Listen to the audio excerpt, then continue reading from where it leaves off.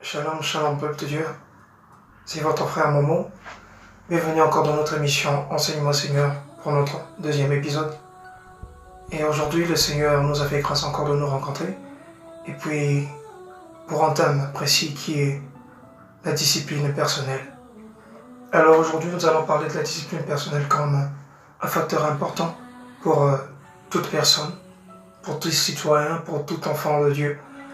Dans n'importe quel domaine de la vie, il faut savoir que nous avons besoin d'être disciplinés afin de pouvoir obtenir de bons résultats.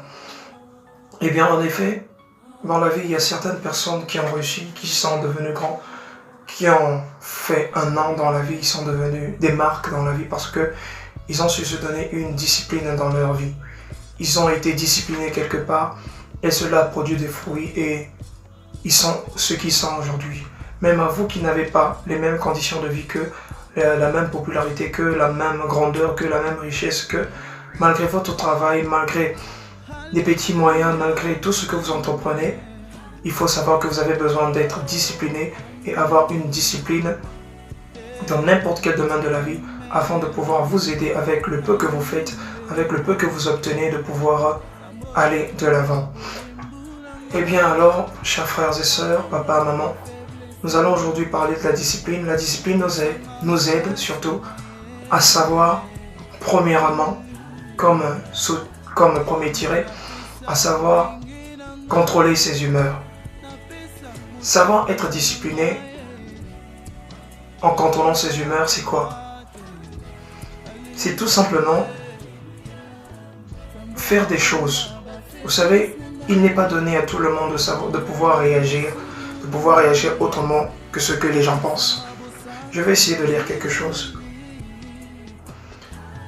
La première des choses à savoir sur la gestion de son humeur, c'est de savoir respecter ses engagements et pas seulement ses émotions. Vous avez une situation, vous savez par exemple que vous avez un travail qui est très important pour vous. Vous avez une situation dans la famille, vous avez perdu quelqu'un. Mais là où vous travaillez, on vous exige, malgré la mort d'une personne, d'être là quand même au lieu de travail. Où, dans ce point, intervient la discipline. La discipline vient sur le point où, malgré la situation que vous avez, l'émotion que vous avez du fait que vous avez perdu un parent, l'engagement que vous avez dans le travail vous permet d'avoir la force d'aller accomplir la tâche que vous devez accomplir. C'est pour cela la discipline est une chose importante dans ce cas. Deuxièmement, pour notre premier tiré, la discipline nous aide ici aussi par rapport au fait de contrôler nos humeurs. La discipline peut nous aider à pouvoir faire de bonnes choses même lorsqu'on n'en a pas envie. Contrôler ses humeurs, c'est aussi savoir faire de bonnes choses lorsqu'on n'en a pas envie. Lorsque vous êtes stressé, vous êtes frustré, quelqu'un vous a énervé, il y a une chose qui vous a marqué, il y a des choses qui vous bouleversent pendant une journée. Mais lorsque vous avez l'occasion de faire quelque chose de bien, lorsque vous avez l'occasion de faire du bien à quelqu'un, faites-le. Vous disciplinez votre corps à faire du bien. Vous donnez de la force à votre corps, du courage à votre mental de pouvoir faire du bien, quelles que soient les situations qui peuvent arriver. Quel que soit le problème, vous affrontez les situations qui sont devant vous et vous empêchez à ce que ce problème-là puisse ronger votre âme et votre esprit. Alors je pense que pour le premier point, qui est celui de savoir contrôler ses humeurs, donc la discipline est une chose très capitale à ce sujet. Alors, pour notre deuxième point, qui est savoir faire attention à ce que l'on dit. À quoi nous sert la discipline là-dedans? Tout simplement, je vais lire. Quelles que soient les pensées qui vous traversent la tête, il faut savoir embrouiller votre esprit avant de pouvoir ouvrir la bouche. Un enfant de Dieu, premièrement, c'est une personne qui sait dire de bonnes choses aux autres. C'est une personne qui est là pour bénir. C'est une personne qui est là pour prononcer des paroles de bénédiction, qui est là pour louer le Seigneur. David dit que mon âme bénit l'Éternel et n'oublie aucun de ses bienfaits. Mais moi, je pense que pour ajouter quelque chose à cela, je penserais plutôt qu'un enfant de Dieu aujourd'hui puisse dire que mon âme, que ma bouche, que mes yeux, que mes oreilles bénissent l'Éternel. Parce que nous écoutons beaucoup de choses mauvaises. Notre bouche parfois prononce de mauvaises choses par stress, par colère. Nos yeux, parfois tu n'as pas envie de voir quelque chose de mal qui peut souiller ton corps ou bien souiller tes yeux, mais tu vois quand même. C'est pas que j'ajoute à ce que David avait dit maintenant, c'est juste une façon de faire comprendre aux gens que tu dois discipliner ton âme, tu dois discipliner ton corps afin de pouvoir faire des choses qui sont meilleures. Savoir dire des choses qui viennent pour apporter de la joie. Savoir discipliner ta bouche en disant « Moi, je ne peux pas insulter. Moi, je ne peux pas injurier les gens. Je ne dois pas manquer du respect aux plus aînés ni aux moins âgés. Je dois porter le bonheur là où je ne suis pas. De l'humour, par exemple. Je dois faire du bien autour de moi par mes paroles, par des mélodies, par des chansons, par exemple. Au premier épisode, nous avons parlé de l'éducation qui est, pour un exemple, l'éducation dans la famille.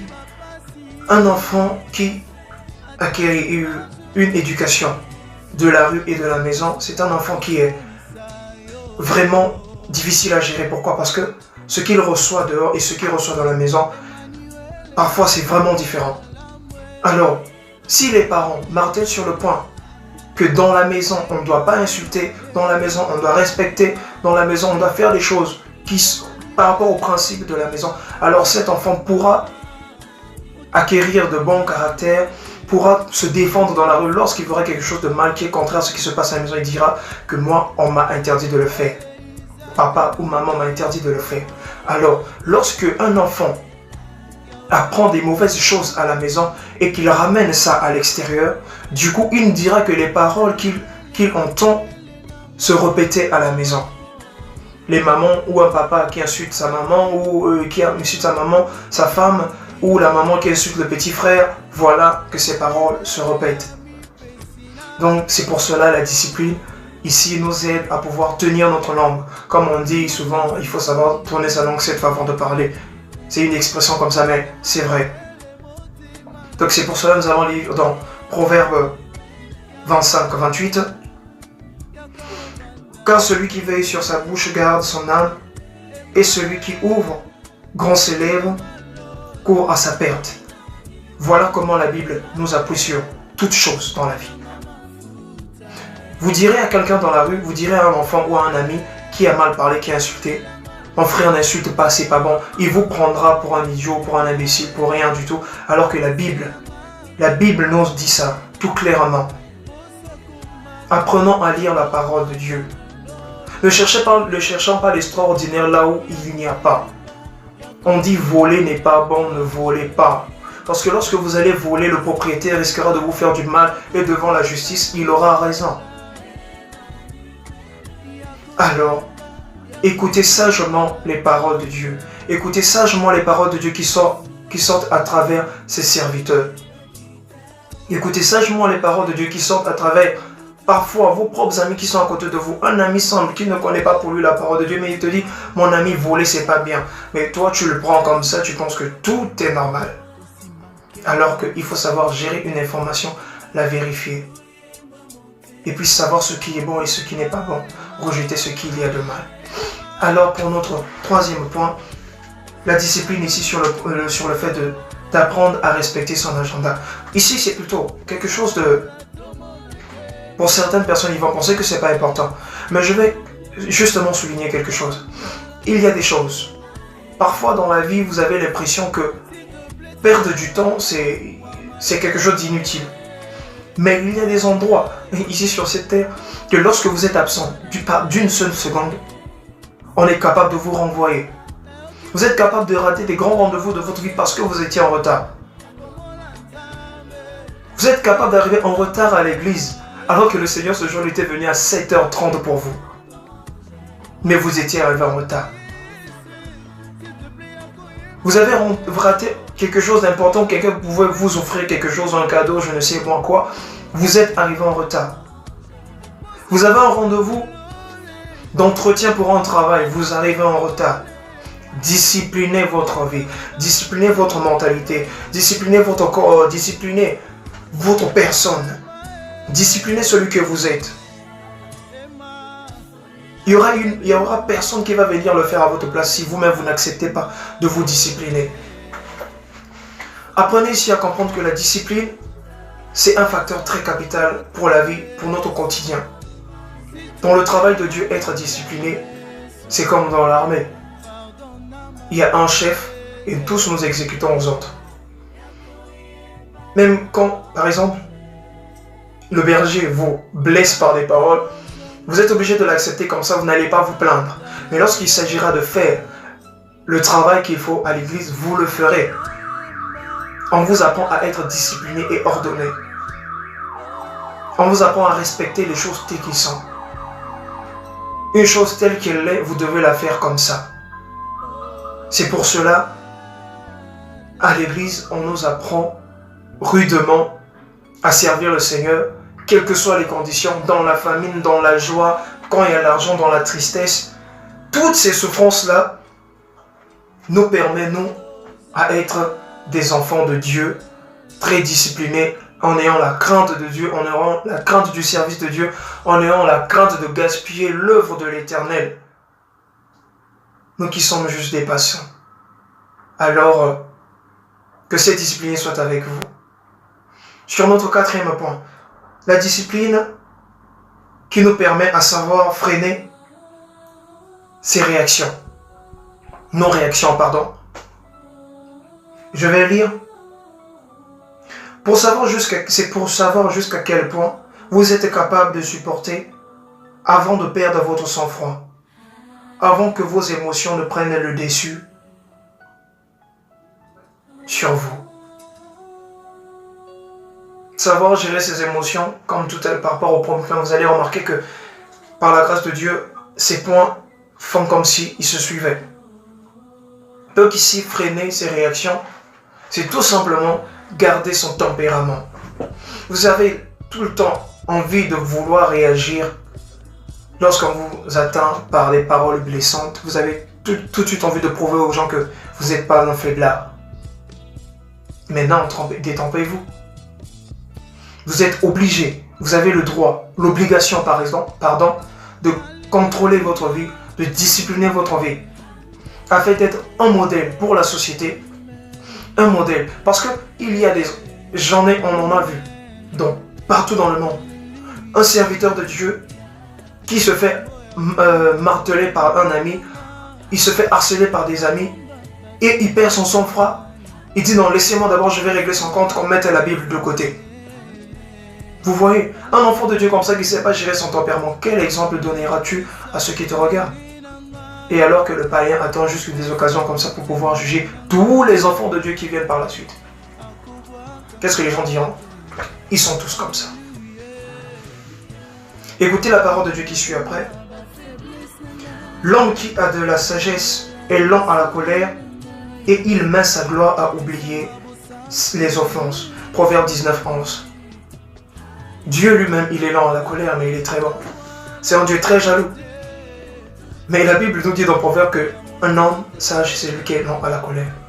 Que ta sagesse ne se montre pas parce que tu veux exprimer ton orgueil. Moi je sais, non. Prouve aux gens que dans ton apaisement coule une eau vive qui a une très grande grandeur, qui a une gloire rayonnante lorsque tu gardes ton tempérament, lorsque les gens verront comment tu as une maîtrise de toi. Les gens seront étonnés de voir que malgré tout ce qu'on le fait, cet homme-là ne perd pas le moral. Malgré toutes les provocations qu'on avance, malgré les injures, cet homme garde son tempérament. Cet homme n'a jamais perdu le moral parce qu'il pense qu'il est capable de frapper quelqu'un, il est capable d'agir comme tout le monde. Non, il a une discipline à respecter. Il a discipliné son corps. Il a discipliné sa tête, son mental, il a laissé poser son esprit. Il a laissé toutes les choses du monde passer. Il a laissé le Seigneur contrôler sa vie. 5e point, savoir bien gérer son gain. Je vais lire. C'est savoir préciser, par exemple, où doit aller l'argent et non de demander après avoir perdu où est parti l'argent. Une personne disciplinée, c'est une personne qui a une très bonne gestion, tout court. Vous savez mettre les choses à leur place. Vous gagnez de l'argent, vous savez que non, je dois épargner tant pour faire ceci, mais quel que soit le métier. Je ne vois pas les milliardaires, je ne vois pas les millionnaires, je ne vois pas les gens qui font des petits commerces. Non, le peu que vous avez, si vous êtes discipliné, vous pourrez le gérer pour essayer de subvenir aux besoins de votre famille par rapport à ce que vous obtenez. Au lieu de prendre votre argent, le dépenser, je ne sais comment, perdre ce qu'il y a d'important pour votre famille, pour vous demander après, mais où est-ce que j'avais l'argent tout de suite à peine là, je sais pas, c'est parti et tout. Parce que vous avez mal géré, alors disciplinez-vous. Disciplinez-vous parce que la vie, c'est pas seulement ce que vous gagnez aujourd'hui. Après vous, il y aura votre famille. Si vous étiez la tête de votre famille et que vous avez foutu du n'importe quoi avec ce que vous gagnez, alors comment vivront les autres, même si chacun de nous a son chemin à tracer, mais vous êtes passé avant, essayez de préparer l'avenir des autres. Alors on va lire ce qui suit dans le livre de Proverbes 21-22. Je lis au nom de Jésus. Dans la demeure de l'homme sage, on trouve des précieux trésors et des réserves d'huile. Mais un insensé dilapide ce qu'il a. Voilà encore comment la Bible vient encore appuyer ce que les hommes refusent d'accepter. Le trésor que tu as.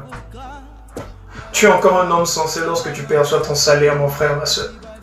Papa, maman, tu es encore sensé lorsque tu perçois ton salaire.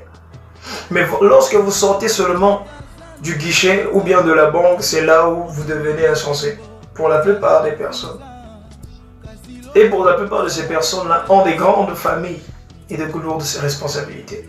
Lorsque vous sortez seulement de la banque comme ça, oh, vous pensez déjà à combien de bouteilles, à combien de femmes vous allez sortir, combien je ne sais quoi. Vous vous retrouvez à la maison, même un petit 500 francs, un petit combien, je sais pas, vous n'avez pas donné à votre enfant. Et puis l'enfant, lorsqu'il va aller voler, vous allez dire que non, mon fils a volé. Pourquoi tu as volé, vous commencez à taper, alors que tout simplement vous avez mal géré. Et tellement que vous êtes désordonné, l'enfant devient désordonné, vous êtes indiscipliné, l'enfant devient indiscipliné et il devient voleur à la maison. Ça, c'est une parenthèse. Apprenez à gérer. Apprenez à vous discipliner, très cher enfant de Dieu. Apprenez à faire les choses telles qu'il se doit. La société est une chose, le travail de Dieu est une chose. Je parle à tout le monde. Vieux, jeunes, adolescents. Faites en sorte que votre vie soit organisée. Pas seulement sur terre, parce que, non pas seulement au milieu des gens parce que vous voulez faire voir quelque chose, mais lorsque vous êtes seul aussi. Ne vous faites pas voir au milieu des gens que vous êtes, je ne sais pas, aisé d'une certaine manière, mais faites comprendre tout simplement aux gens que vous êtes ce que vous êtes parce que vous avez discipliné votre vie. Montrez la différence qu'il y a entre, Dieu a dit, il doit avoir la différence entre ceux qui le servent et ceux qui ne le servent pas. La Bible nous le dit, qu'il doit avoir la différence entre ceux qui servent le Seigneur et ceux qui ne le servent pas. Alors vous qui servez le Seigneur et vous qui voulez le servir, le seul conseil que je vous donne en tant que frère, en tant qu'ami, en tant que petit frère, en tant qu'enfant, s'il vous plaît, apprenez à vous discipliner. Disciplinez-vous, s'il vous plaît. 6e point, savoir prendre soin de sa santé. Je vais lire. En prenant soin de vous-même au niveau physique, cela vous permet d'accomplir davantage des choses que vous entreprenez. Tout simplement. Vous êtes malade, vous ne pourrez pas travailler. Vous êtes une personne de nature grosse, mais vous prenez beaucoup de graisse. Vous tombez malade, vous n'avez pas à travailler.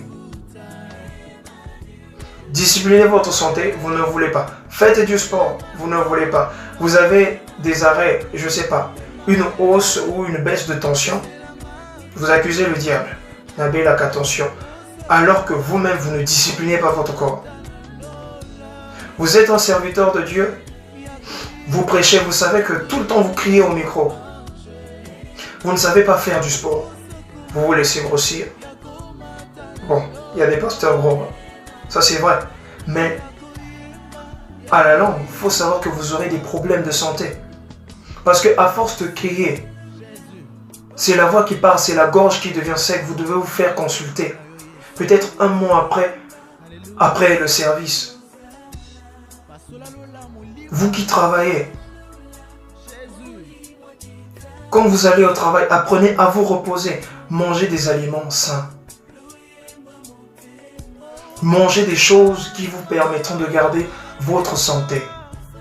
Mangez des choses qui vous permettront d'avoir une croissance de fer, comme on dit. Si vous êtes déjà âgé, essayez de faire du sport.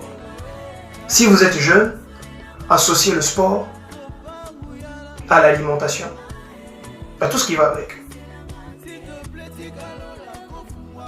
La santé est la priorité de beaucoup de pays.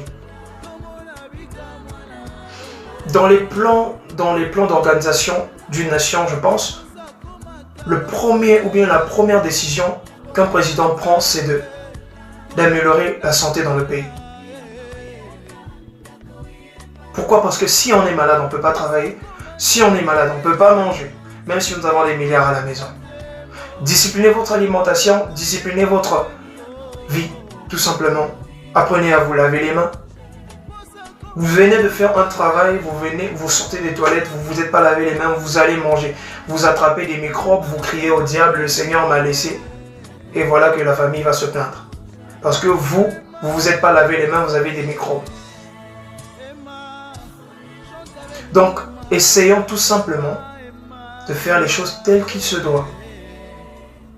Apprenons à gérer et à bien gérer notre vie. Parce que notre vie en dépend, l'avenir de nos frères et sœurs plus jeunes que nous en dépend. Le Seigneur a besoin des enfants qui l'écoutent, qui font ce qu'il demande. Il a besoin des enfants qui sont attentifs à ce qu'il dit. Le Seigneur a besoin des enfants disciplinés. Peuple de Dieu, enfants de Dieu. Écoutez la voix de celui qui crie dans le désert. C'est pas moi. La voix de celui qui crie dans le désert, c'est tous ces serviteurs de Dieu qui vous appellent à la repentance, qui vous appellent à écouter le message de Dieu. En conclusion, cela n'est pas l'effort d'une volonté personnelle que vous y parviendrez. C'est pas seulement par vos propres efforts que vous arriverez à discipliner votre vie. Parce qu'il y a une force qui vous attirera vers le contraire. Mais le Seigneur Jésus, lui qui est mort pour nous à la croix, lui qui a pris nos faiblesses, lui qui a pris tout ce qui pesait sur nous, il a déchargé nos fardeaux. Je me souviens toujours le jour que j'ai donné ma vie au Seigneur, c'était comme si on m'enlevait une montagne sur le corps, je me sentais souple ce jour-là. Gloire au Seigneur. Lui qui a tout donné pour nous, lui qui a tout pris. Il a payé le prix d'aucun ne pouvait dans notre vie. Le Seigneur est merveilleux et lui seul est capable de vous accorder cette force, de vous rendre plus discipliné et la personne la plus disciplinée possible, afin d'être un exemple dans la société et un bon serviteur de Dieu. Le Seigneur a besoin de vous, le Seigneur a besoin que vous fassiez des choses comme il se doit pour sa gloire, et non parce que vous voulez montrer que vous êtes Monsieur X, Monsieur Y, Madame X, Madame Y. L'avenir de votre famille est peut-être entre vos mains, et l'avenir de vos voisins même est parfois entre vos mains à cause de votre discipline. Les gens prendront exemple sur vous et la vie de beaucoup de gens changera. Les gens prendront exemple sur vous et il y aura moins de banditisme. Les gens prendront exemple sur vous et le nom du Seigneur sera glorifié. Merci de m'avoir suivi. C'était votre frère Momo. au prochain épisode. Que Dieu vous bénisse. Ciao. Apesanga makasi na ye